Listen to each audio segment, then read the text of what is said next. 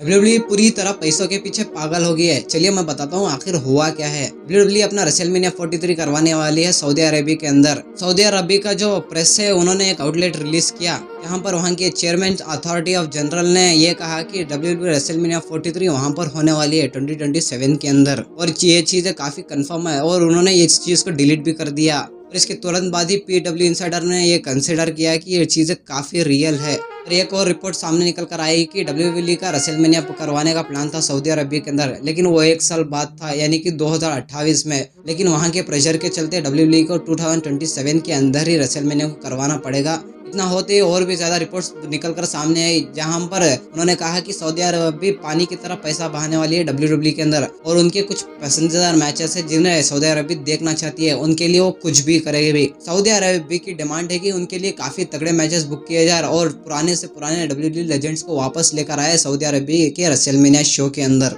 जिसमें से कुछ रेसलमेनिया के क्लासिक मैचेस है, जैसे कि Shawn Michaels versus the Undertaker and Stone Cold Steve Austin versus the Rock, और जो अब तक नहीं हुआ the Rock versus Roman Reigns का एक मेगा स्टार मैच। और इतना ही नहीं, डब्ल्यूडब्ल्यूई इसके पीछे इतने एफर्ट्स डालेगी ना, ये पूरी हिस्ट्री का डब्ल्यूडब्ल्यूई का सबसे ग्रेटेस्ट रेसलमेनिया होगा। ये तो है कि सऊदी अरब से रेसलमेनिया शो होगा, लेकिन ये खुशी की बात यह है कि जो भी सऊदी अरब के आजू बाजू के जो कंट्रीज है वहाँ से भी लोग जाकर देख सकते हैं, जैसे कि इंडिया, नेपाल, बांग्लादेश, वहाँ से भी लोग जाकर देख सकते हैं। और डब्ल्यूडब्ल्यूई वहाँ की टिकट प्राइस कितने रखती है आज तक किसी को पता ही नहीं चला, क्योंकि वहाँ से कुछ ज्यादा रिपोर्ट बाहर नहीं आती। और बस इतना हुए के बाद जो TKO के प्रेसिडेंट और CEO है मार्क सफीरो, उनका एक स्टेटमेंट आता है। उन्होंने कहा कि विंस मैकमैन हमसे कुछ अलग ही सोचते थे। उन्होंने कहा कि विंस मैकमैन जो थे वो फैमिलीज के ऊपर ज्यादा ध्यान देते थे, काफी अच्छी तगड़ी फैमिलीज है, और प्राइस भी कम से कम ही रखते थे, क्योंकि उनको एक अच्छा शो भी डिलीवर करना है, क्योंकि और ज्यादा से ज्यादा फैंस है। लेकिन इन्होंने कहा कि TKO का ऐसा कोई भी प्लान नहीं है,